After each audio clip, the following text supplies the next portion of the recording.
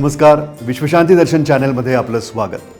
विश्वधर्मी प्राध्यापक doctor विश्वनाथदा Karad sir यांच्या दूरदृष्टीपणामुळे आज 70हून अधिक संस्था, 4 विद्यापीठं माइल्स MIT ग्रुप ऑफ इन्स्टिट्यूशन्सच्या अंतर्गत उभी आहेत. आदरणीय कराड सरांनी संगीत, नृत्य, कला याला प्रोत्साहन देत संगीतातून ईश्वर साधना व्हावी या हेतूनं एका भव्य विश्वशांती संगीत कला अकादमीची स्थापना राजबाग लोणी काळभोर इथं केली.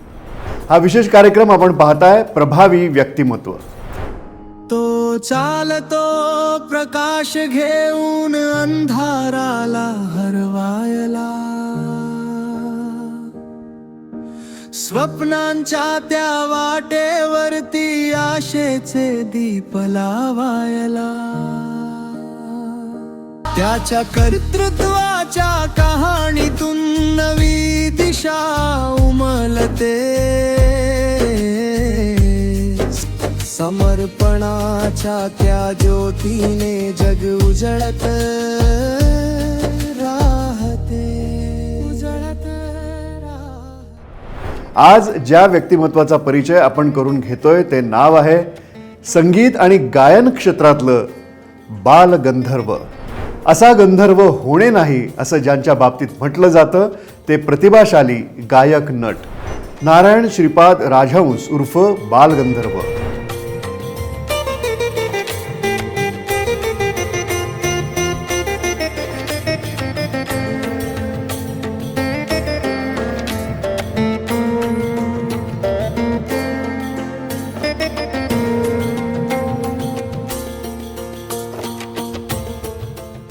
कार्यक्षेत्र मराठी संगीत, नाटक, गायन आणि अभिनय. जन्म 26 जून 1888, मृत्यू 15 जुलै 1967. उल्लेखनीय बाब पद्मभूषण सन्मान, संगीत नाटक अकादमी पुरस्कार आणि बालगंधर्व ही उपाधी. मराठी रंगभूमीच्या इतिहासात जे काही अजरामर आहे त्यात बालगंधर्व यांचं नाव अत्यंत आदरानं घेतलं जातं. 26 जून 1888 या दिवशी जन्मलेल्या या विलक्षण कलाकाराला बालगंधर्व ही उपाधी बाळ गंगाधर टिळक यांच्याकडून मिळाली असं सांगितलं जातं आणि ती उपाधी त्यांच्या कलेला पूर्णतः साजेशी होती. लहानपणापासूनच त्यांना लाभलेला गोड सुरेल आवाज आणि देखणा भावपूर्ण चेहरा यामुळे ते इतरांपेक्षा वेगळे भासायचे. 1905 साली त्यांनी किर्लोस्कर नाटक मंडळीमध्ये प्रवेश केला आणि इथूनच त्यांच्या रंगयात्रेची खरी सुरुवात झाली. 1906 मध्ये बालगंधर्वांनी अण्णासाहेब किर्लोस्कर लिखित शाकुंतल या नाटकामध्ये शकुंतलेची प्रमुख भूमिका केली. ही भूमिका नाट्य रसिकांच्या पसंतीला उतरली आणि किर्लोस्कर नाटक मंडळीच्या रंगमंदिरात प्रेक्षकांची रीघ लागायला लागली. 1911 मध्ये बालगंधर्वांनी कृष्णाजी प्रभाकर खाडीलकर लिखित मानापमान या नाटकातली भामिनीची भूमिका साकारली. या भूमिकेमुळे एक प्रतिभावंत कलाकार म्हणून त्यांची ख्याती सगळीकडे पसरली. त्या काळामध्ये तुम्ही जाणताच की स्त्रियांना रंगभूमीवर काम करण्यासाठी मनाई होती. त्यामुळे स्त्री भूमिका साकारण्याची जबाबदारी पुरुष कलाकारांवरच असायची. पण बालगंधर्वांनी या मर्यादेलाच आपली ताकद बनवली. त्यांनी साकारलेल्या स्त्री भूमिका केवळ अभिनय नव्हत्या, त्या जणू जिवंत झालेल्या व्यक्तिरेखा होत्या. अचूक निरीक्षण आणि सौंदर्यदृष्टी त्यांना होती. शाकुंतलमधली शकुंतला, मानापमानमधली भामिनी, एकच प्यालामधली सिंधू, संशय कल्लोळमध्ये रेवती, शिवाय वसंतसेना, रुक्मिणी या सगळ्या भूमिका त्यांनी इतक्या उत्कटतेने साकारल्या की प्रेक्षक मंत्रमुग्ध व्हायचे. 1913 मध्ये बालगंधर्वांनी गणपतराव बोडस आणि गोविंदराव टेंबे यांच्याबरोबर भागीदारीमध्ये गंधर्व नाटक मंडळीची स्थापना केली. पुढे टेंबे आणि बोडस या भागीदारीमधून निवृत्त झाले आणि त्यानंतर बालगंधर्व या कंपनीचे एकटे मालक झाले. ही केवळ एक नाट्यसंस्था नव्हती, तर मराठी संगीत रंगभूमीचा सुवर्णकाळ घडवणारी एक चळवळ होती. त्यांच्या नाटकांमध्ये अभिनय, संगीत, वेशभूषा आणि सादरीकरण सगळ्याच बाबतीत एक अभिजातता जाणवायची. बालगंधर्व यांच्या वेशभूषेचा आणि केशभूषेचा प्रभाव इतका होता की त्या काळातल्या स्त्रियाही त्याचं अनुकरण करायचे.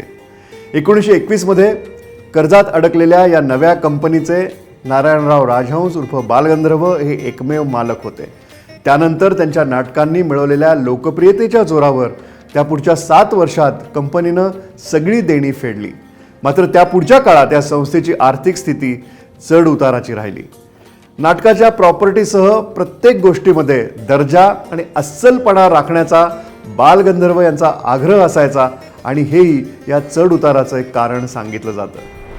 संगीत रंगभूमीचा तो सुवर्णकाळ होता. अण्णासाहेब किर्लोस्कर, गोविंद बल्लाळ देवल, श्रीपाद कृष्ण कोल्हटकर, कृष्णाजी प्रभाकर खाडीलकर, राम गणेश गडकरी असे श्रेष्ठ नाटककार या काळामध्ये झाले. बालगंधर्व केवळ नट नव्हते तर ते एक उत्कृष्ट गायकही होते. भास्कर बुवा बखले यांच्याकडून त्यांनी शास्त्रीय संगीताचे धडे घेतले होते. ख्याल, ठुमरी, दादरा किंवा भक्तिगीतं प्रत्येक प्रकारामध्ये त्यांचा आवाज रसिकांच्या मनात घर करून जायचा. त्यांच्या नाट्यगीतांनी मराठी घराघरात संगीताची गोडी निर्माण केली. 1930च्या सुमारास चित्रपटांचा उदय झाला आणि रंगभूमीवर त्याचा परिणाम जाणवायला लागला. बालगंधर्वांनीही काही काळ चित्रपटामध्ये काम केलं. धर्मात्मा या चित्रपटात त्यांनी संत एकनाथांची भूमिका साकारली. मात्र त्यांचं मन कायम रंगभूमीशी जोडलेलं राहिलं आणि ते पुन्हा नाटकांकडे वळले. सुमारे 50 वर्ष त्यांनी रंगभूमीवर अधिराज्य गाजवलं.